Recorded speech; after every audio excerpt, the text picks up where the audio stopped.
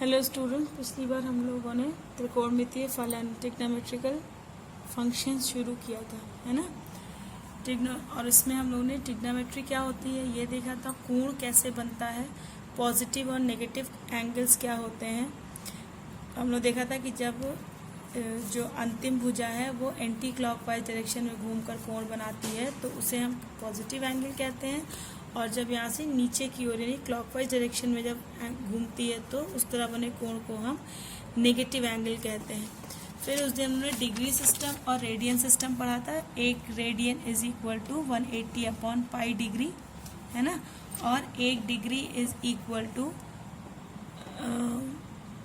1 radian is equal to 180 upon pi degree होता है, और 1 degree is equal to pi upon 180 radian होता है। आज एक्सरसाइज शुरू करते हैं एनसीईआरटी की।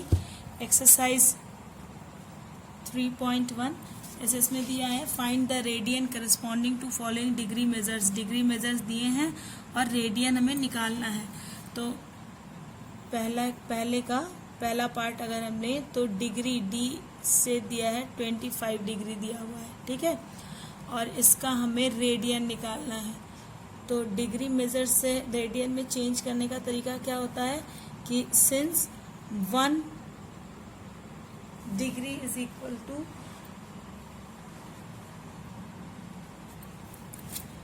1 डिग्री इज इक्वल टू कितना होता है, 1 degree is equal to pi upon 180 radian, है ना, पाई अपॉन 180 रेडियन। तो यहाँ पे 25 डिग्री है, सीधे सीधे फॉर्मूले पर ही रख देंगे।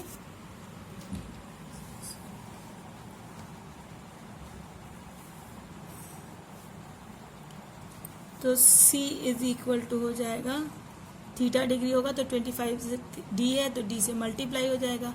तो C is equal to pi upon 180 into 25 radian, ठीक है, 180 डिग्री 25 डिग्री रेडियन। तो इसको सॉल्व कर लेंगे, कट शॉर्ट करेंगे तो ये कितना आएगा, 5 5 ज़ा 25, 5 3 ज़ा 15, 16 17 18, 3 5 6 ज़ा 30। So it is equal to 5 pi upon 36 radian, ठीक है। 25 degree is equal to 5 pi upon 36 radian. अगर नेगेटिव में है तो नेगेटिव में आ जाएगा। अब जैसे सेकंड वाला है, सेकंड वाले में डी की वैल्यू दी गई है -47 डिग्री 30 मिनट, ठीक है। तो इस 30 मिनट को या तो 47 डिग्री को हम मिनट में चेंज कर दें, या तो 30 मिनट जो दिया गया है इसे हम डिग्री में चेंज कर दें, क्योंकि दो अलग अलग उससे हम लेकर नहीं निकाल पाएंगे। तो चूंकि डिग्री से सीधे रेडियन में चेंज करना हमें आता है, इसलिए हम मिनट को ही चेंज करेंगे। तो 60 minute is equal to 1 degree के होता है 60 minute is equal to 1 degree के होता है। तो 1 minute is equal to 1 upon 60 degree, क्योंकि उस दिन हम लोगों ने पढ़ा था ना कि एक डिग्री को अगर 60 इक्वल पार्ट्स में डिवाइड कर दे तो एक पार्ट की वैल्यू 1 मिनट होती है। तो 30 मिनट इज इक्वल टू हो गया 30 अपॉन 60 डिग्री, 1 अपॉन 60 इंटू 30। तो 30 इज इक्वल 30 इज 60। तो 30 मिनट इज इक्वल टू हो गया 1/2 डिग्री, है ना। तो -47 डिग्री और 30 मिनट बराबर हो गया इज इक्वल टू -47 1/2, 47.5 डिग्री, ठीक है। 47 से और आधा डिग्री और हो गया 30 मिनट, है ना। तो 47.5 डिग्री। तो इट इज इक्वल टू कितना हो गया, 2 7 14 1 15 5 ऐसे 2 14 8 95/2 -95/2 डिग्री हो गई डी की वैल्यू, ठीक है। हमें क्या निकालना है, इसका रेडियन वैल्यू निकालना है। तो C is equal to pi upon 180 degree into D radian. तो it is equal to pi upon 180 into 95 upon 2 radian. So it is equal to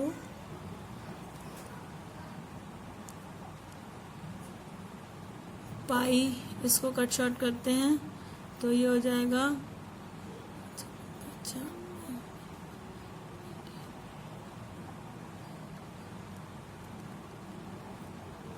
तो ये हो जाएगा 19 पाई अपॉन 36 टू जा 72 माइनस में, है ना। यहाँ पे चूंकि ये एंगल माइनस में था तो ये भी माइनस हो जाएगा, माइनस 19 पाई अपॉन 72 रेडियन। ठीक है, ये आंसर हो गया। इस तरह से आप 240 डिग्री और 520 डिग्री को भी चेंज कर सकते हैं।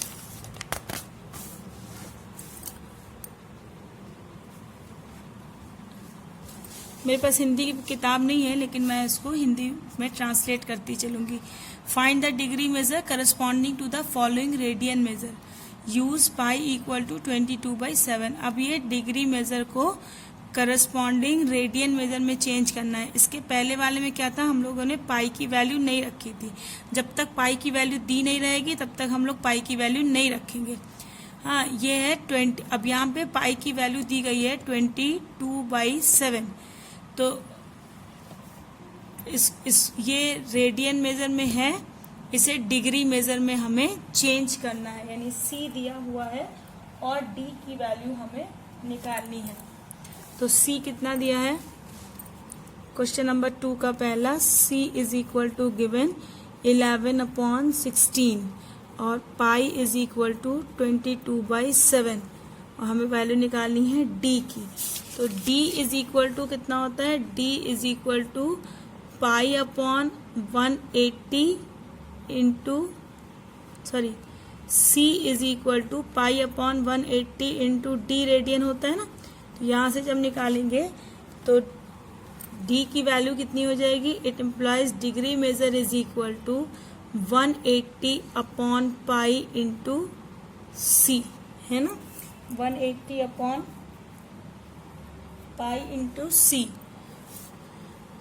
तो d is equal to 180 upon pi into C, ये हो जाएगा डिग्री, है ना।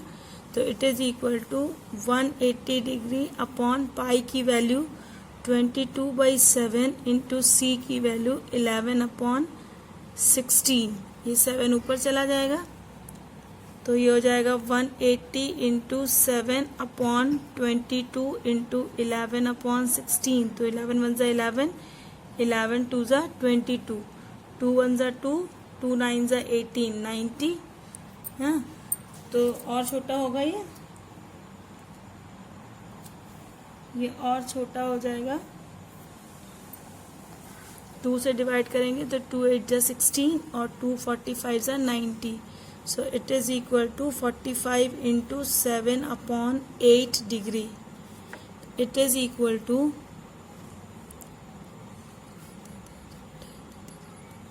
315 upon 18 डिग्री। आंसर तो आप कह सकते हैं कि यहीं पे आंसर आ गया, लेकिन आंसर हम ऐसे नहीं छोड़ते हैं। जब इस तरह के फ्रैक्शन में डिग्री आता है तो हम उसे डिग्री मिनट में स्प्लिट कर देते हैं। अब इसको अगर हम प्रॉपर फ्रैक्शन में डिवाइड करना चाहें तो कैसे करेंगे, 315 को हम 18 से डिवाइड करेंगे। हाँ, तो 18 1 ज़ा 18, 18 2 ज़ा 36,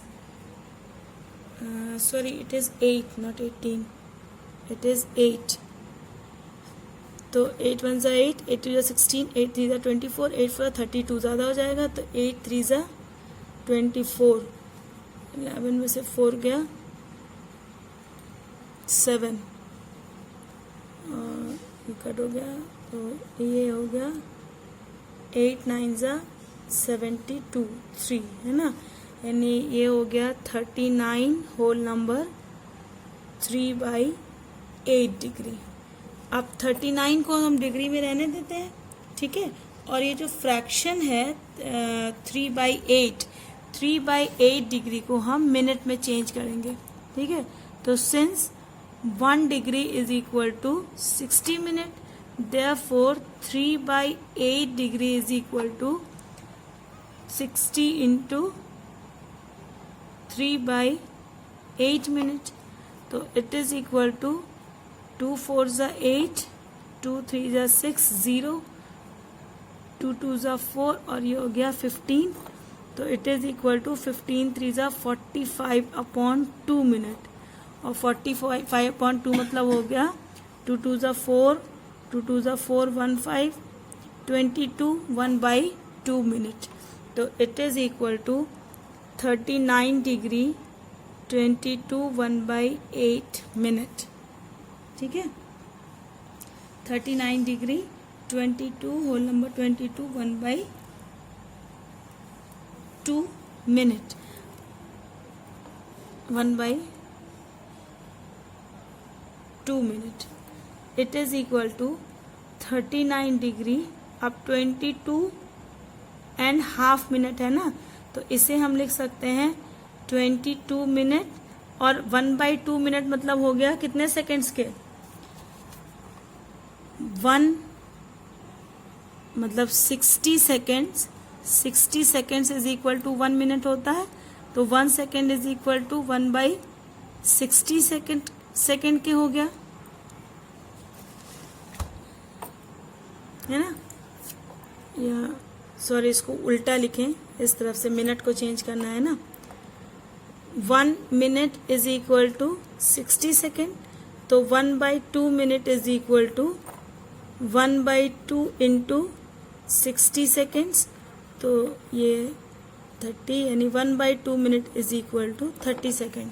तो इसको हम लिख देंगे 30 सेकेंड्स. ठीक है, यानी 11/6 radian is equal to 39 degree 22 minute 30 seconds. ठीक है, इस तरह से इसे फ्रैक्शन में हम चेंज कर देंगे.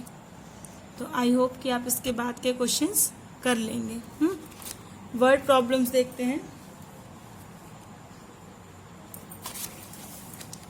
वर्ड प्रॉब्लम जैसे यहाँ से थर्ड वाले से शुरू हुआ है कि एक पहिया a wheel makes 360 revolution in 1 minute.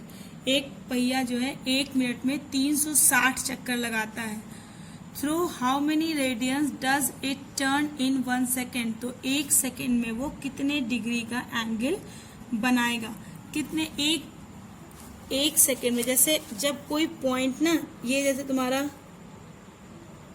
ये कोऑर्डिनेट सिस्टम है, ठीक है, यहाँ से पॉजिटिव एंगल बनना शुरू हुआ. तो कोई पार्टिकल ऐसे घूमता है तो यहाँ से 90 डिग्री आया, 180 डिग्री आया, 270 आया, 360 हो गया. फिर जब फिर से ये घूमेगा तो घूम के यहाँ पहुंचेगा तो ये फिर से 90 पे नहीं आ जाएगा, ये 360 प्लस 90 होगा. ठीक है, और ये सेकेंड रेवोल्यूशन शुरू हो जाएगा. फिर यहाँ से यहाँ पहुंचेगा तो 360 प्लस 180 होगा, फिर 360 प्लस 27 होगा, और यहाँ पे फिर पहुंच के 360 प्लस 360 यानी 720 एंगल हो जाएगा. तो जैसे जैसे रेवोल्यूशन चक्कर इसके बढ़ते जाएंगे वैसे वैसे एंगल भी इसका बढ़ता जाएगा. ठीक है, एंगल भी इसका बढ़ता जाएगा. तो वो कह रहा है कि एक व्हील है, एक पहिया है जो 1 मिनट में 360 रेवोल्यूशन करता है. ठीक है, और हमें उसका कितना एंगल वो घूमेगा ये हमको निकालना है 1 सेकेंड में. तो पहले हम चक्कर लगा देख लें कि 1 सेकेंड में कितने चक्कर लगाएगा और फिर उसी हिसाब से उसको 360 से मल्टीप्लाई कर देंगे. ठीक है, तो क्वेश्चन नंबर 3, पहिए द्वारा 1 मिनट में लगाए गए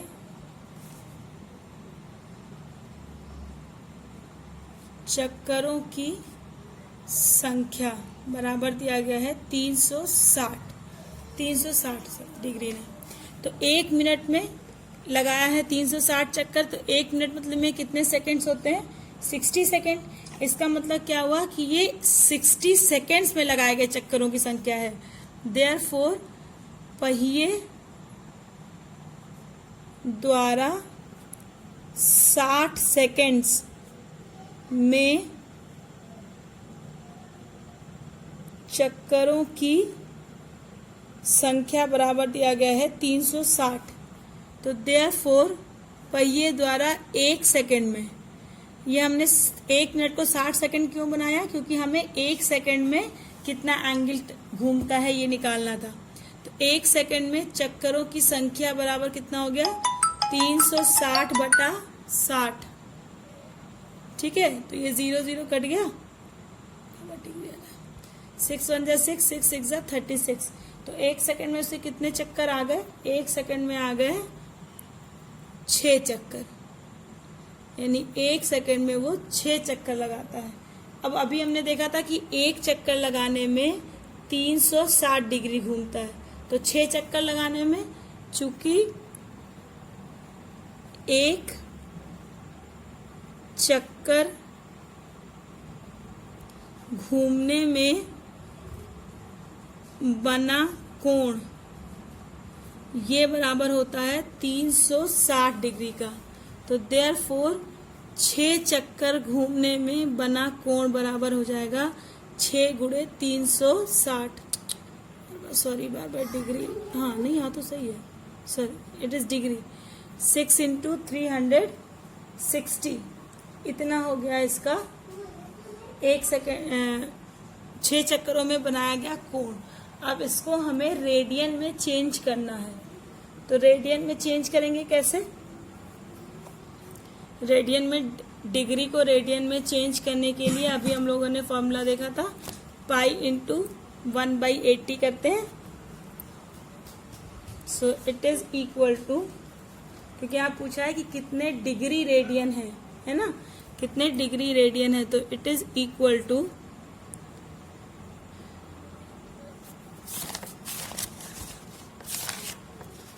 यहाँ अभी हम लोग लगाया ना डिग्री रेडियन को, C इज इक्वल टू पाई/180 into degree.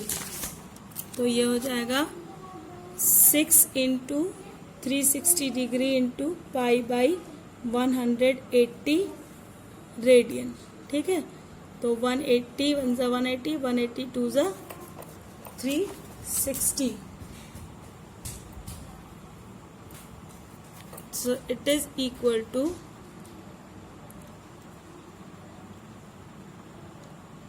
12 pi radian.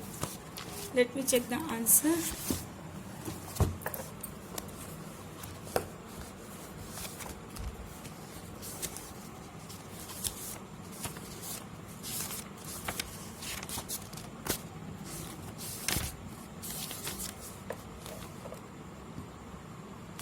Yes, it is 12 pi radian. It is your answer. Okay. Find the degree measure of the angle subtend at the center of a circle of radius 100 cm by an arc of length 22 cm. कह रहा है कि find the degree measure. Degree measure निकालना है of the angle subtended at the centre, centre पे बना angle जिसके circle का रेडियस कितना दिया गया है 100 सेंटीमीटर और आर्क की लेंथ दी गई है 22 सेंटीमीटर। क्वेश्चन नंबर 4, जब भी हम आर्क और रेडियस वाले फॉर्मूले से एंगल निकालते हैं तो उसका जो आंसर आता है वो रेडियन में आता है और फिर उसे हम डिग्री मेजर में चेंज करते हैं और पाई की वैल्यू 22 सेंटीमीटर 22/7 दी गई है। तो यहाँ पे radius R is equal to दिया गया है 100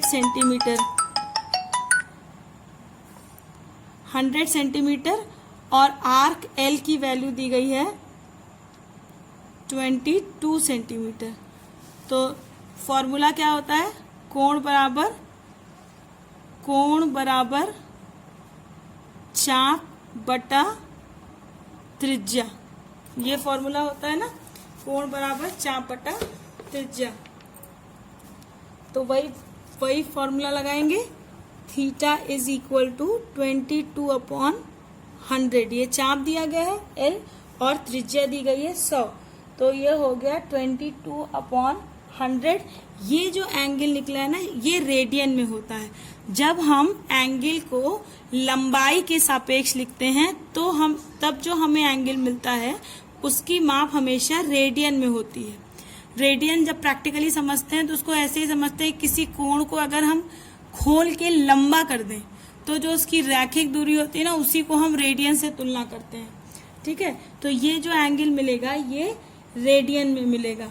अब हम इसे डिग्री मेजर में चेंज करेंगे। डिग्री मेजर में चेंज करने के लिए क्या करेंगे, डिग्री मेजर में चेंज करने के लिए 180/π से इसे मल्टीप्लाई कर देंगे, यानी 22/100 इंटू 180/π, ये हो गया डिग्री में चेंज। ठीक है, तो एक जीरो से एक जीरो कट गया, ये हो गया 22/10 गुणे 18/π की वैल्यू 22/7 दी गई है। तो it is equal to 22/10 into 18/22 into 7, ये 7 ऊपर चला गया, 22 से 22 कैंसिल, 2 9 ज़ा 18, 2 5 ज़ा 10, 9 सत्ते 63, 63 है ना।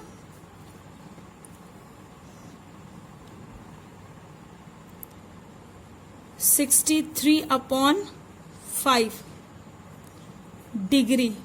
ठीक है, अब इसे हम फिर वही फ्रैक्शन में आया है तो इसे हम मिनट्स में चेंज कर लेंगे।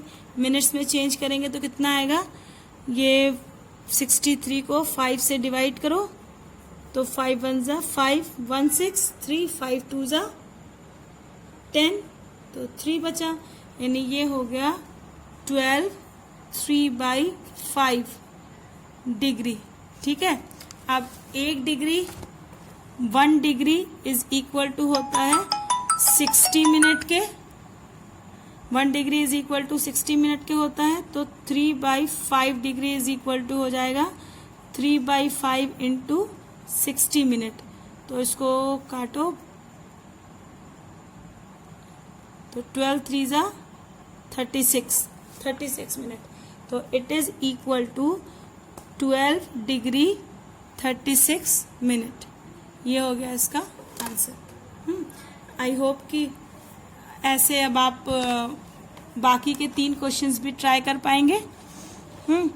एंड अब हम थोड़ा सा पढ़ते हैं ट्रिग्नोमेट्रिक फंक्शंस के बारे में। ट्रिग्नोमेट्रिक फंक्शंस क्या होते हैं? ट्रिग्नोमेट्रिक फंक्शंस या त्रिकोणमितीय फलन ऐसे फंक्शंस जिसमें ट्रिग्नोमेट्रिकल रेशियोज इन्वॉल्व होते हैं। ठीक है, ऐसे फलन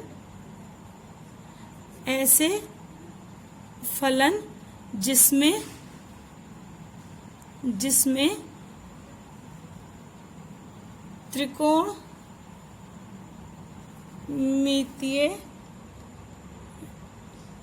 अनुपात जो है, ट्रिग्नोमेट्रिक रेशियो